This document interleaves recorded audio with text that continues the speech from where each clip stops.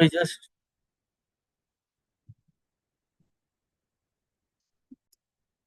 okay, ji. So we move on. That this is the last slide.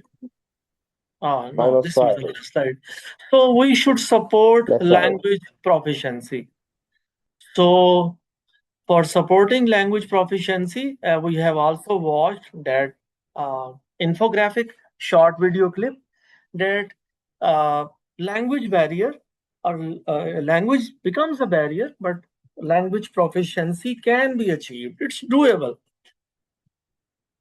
for everybody. Everybody can speak, I think, 2, 3 languages or at least have conversation, uh, meaningful conversation. Okay, next challenge is distance. People live in different countries. So physical distance creates communication barriers in global collaborations. So it leads to 3 challenges. Number one, a scheduling issue, because people live in different time zones. When we get up, people in certain parts of the country, in the half of the world, they sleep, they're sleeping. When we are sleeping, those people get up. So scheduling becomes a challenge. Okay, number one, understandable. Number two, communication difficulties.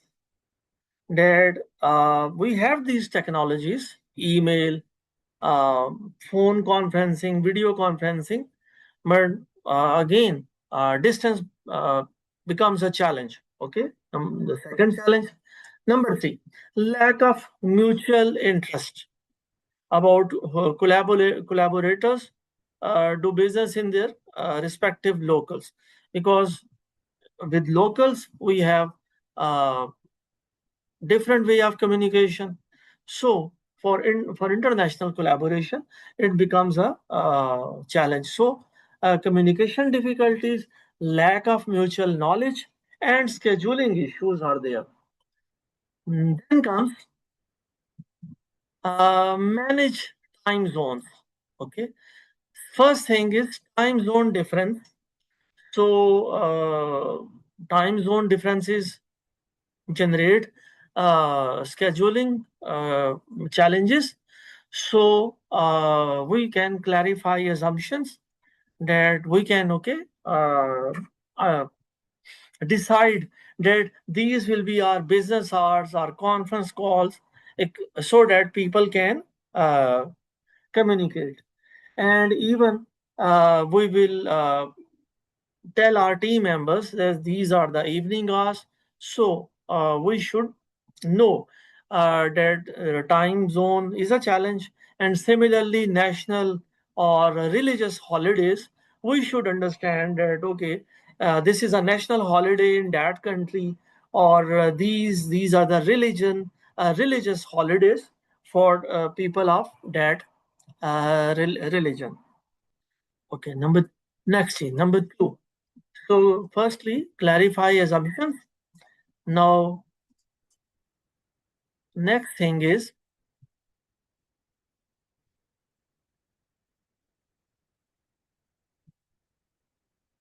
okay, we move on to the next slide. Okay, clarify assumptions. Number two, please aim to be fair. We should have fairness in our dealings with our family members, with our local clients, or so similarly with different people on international scale, we should be fair, so that uh, idea is very straightforward. Inconvenience everyone equally, because we are having global teams, so we will inconvenience everybody equally. So this is very good idea for promoting fairness. Next comes tackle communication difficulties. Technology has made virtual communication possible, but still challenges are there. For example, there are certain problems with emailing. in email version control, different protocols across cultures, and even, I think, overloaded inboxes and even spam. These are the challenges of email. We receive lot of emails, and it becomes increasingly difficult, almost next to impossible, how to manage that load and how to manage my inbox.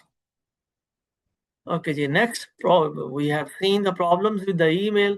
Then comes limitations of conferencing. Even technology has connected us, but poor audio quality, internet becomes a challenge, and absence of visual cues, and company policies and firewalls. I have experienced this challenge that when sometimes I send email, those emails cannot get through, and the intended, person does not receive the email because uh, in that email perhaps I have attached a bigger file, so the system does not allow to get through that email. Then comes create shared workspaces. It's very important that in this time and age, we should provide shared workspaces so that we can maintain momentum with focused virtual meetings. So, sharing, as they say, sharing is caring. Then comes address mutual knowledge gaps. In the next slide, we are seeing watching this and observing this idea that we should admit that everybody has a limited knowledge, and we should address mutual knowledge gaps, because if distant collaborators often struggle to understand each other's best business practices and workflows. So this idea is very important. Then establish knowledge sharing protocols. Leaders, organizations should establish knowledge sharing protocols. For example, insights about clients you have in common, problems you have solved, or lessons learned from mistakes. Next idea is encourage informal communication. In, Formal communication is very important, but for achieving formal communication, we should foster informal, spontaneous communication to build rapport and bridge knowledge gaps. So we should foster understanding, get people talking. People should talk to each other so that we can have a meaningful collaboration. So let's watch a very important and very precise infographic how we can educate our team, because again we should implement these ideas, then we'll have uh, some good results. Just a few companies in the renewable energy field are exporting the technology, and they are struggling because they don't have managers ready to be able to manage the cross-cultural issues that they have to address. Um, I remember when I was a project manager in our first project here in the States. It was a project of 180 megawatts in North Dakota. So I received a call from the CEO of the company. I pick up the phone and he tells me, "What are you guys doing in North Dakota? So what is wrong?" See, the customer has called me and we are not cooperating, we are not collaborative, we are not meeting the expectations. Please let me know what is going on. So you can imagine the CEO is calling me directly to find out. So I arrange my flights. I fly from Spain to North Dakota. It takes me 2 days. And I ask my customer, what is going wrong? Okay, well, your team doesn't show up in the mornings to the plan of the day meeting. In the afternoon, we don't really know where the guys go. And obviously, we cannot follow the project like this. So, in the other hand, I ask my team, guys, what are you doing? Well, we get up at early. We come here at 8, and then about 2 o'clock, we drive to a place, the closer place, to have lunch, and then we come back. But these guys, they go home very early. They leave at 5 or something. Suddenly, I realized that we had a timing issue. In Spain, we start at 8 o'clock in the morning, and then we have a 2 hours break for lunch. It's very common, especially those that are working out of home throughout the week. So that was the issue. Both teams were not able to communicate each other about these things. But what I really learned is that we didn't even think about that in advance. We didn't prepare the team for a different culture. And it was an issue because both teams were really frustrated with the situation. We didn't show up in the meetings. They was asking and they didn't even know where we were. So I think for those managers that are managing cross-cultural activities, it's our responsibility to really prepare our team to be able to work in another culture. And we have to include that in our method to continuously improve that and teach our team to do that. It's leaders and managers' responsibility.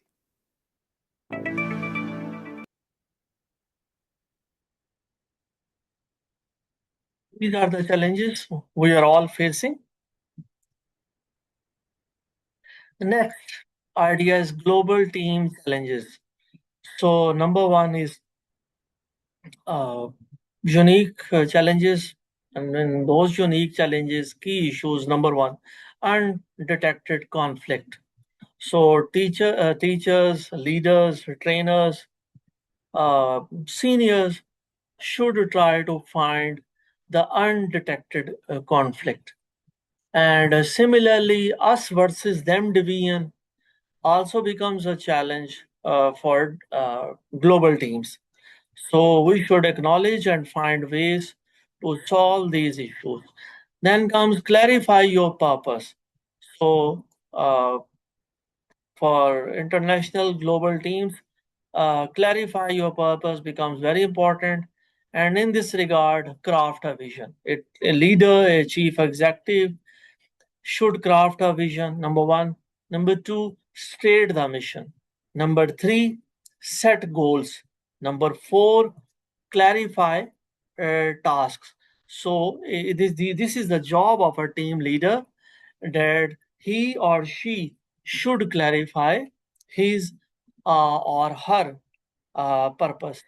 Then comes, we are just approaching the end of our webinar. Next slide is foster shared identity. To foster a shared identity, number one, monitor group size. Number two, avoid labor inequalities. Number three, lead meetings from different locations.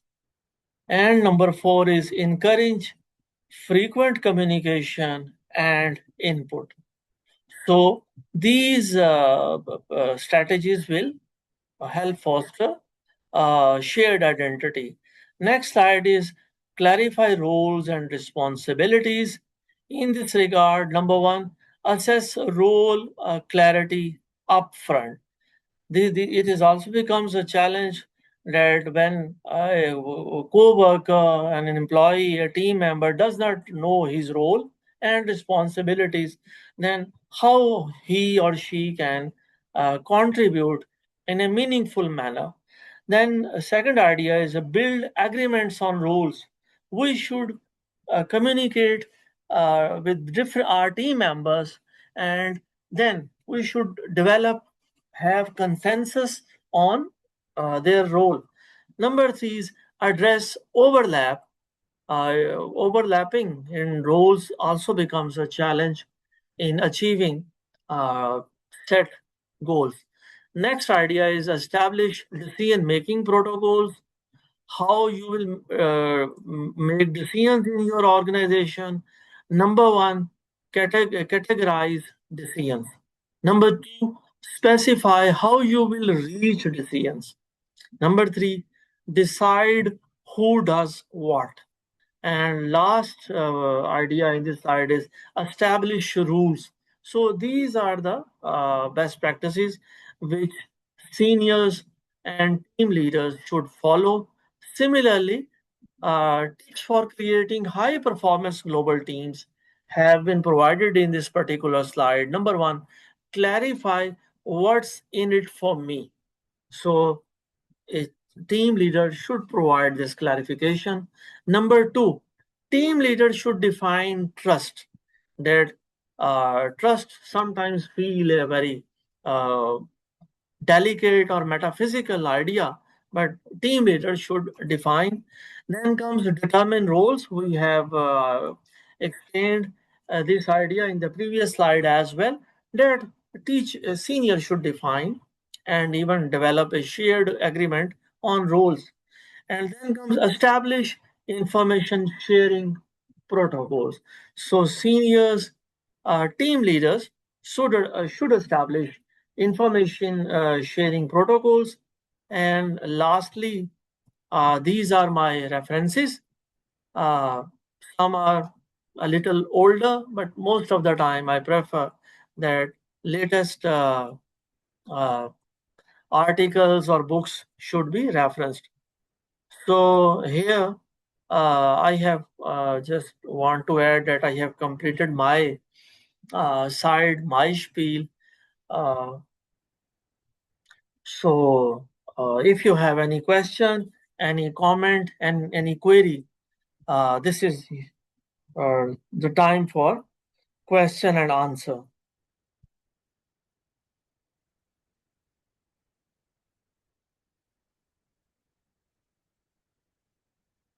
So global collaboration is very important idea for organizations who are working internationally, as well as people who are working with their international collaborators.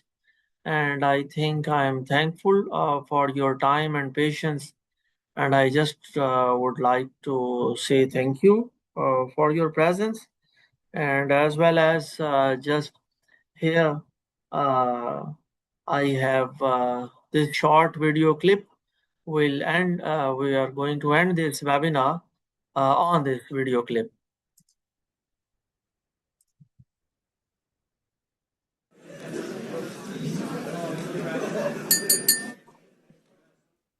I've been working with a multinational team in Asia, and it's taught me a lot about working with global teams and how to lead them and manage them and be of help to them. This particular team is spread across 6 countries: Thailand, Australia, India, Indonesia, Singapore, Philippines. And as you can imagine, the people are, they speak different languages, although everyone speaks English as one of their languages. But they have very different underlying sort of values and cultural assumptions about the way people behave in organizations.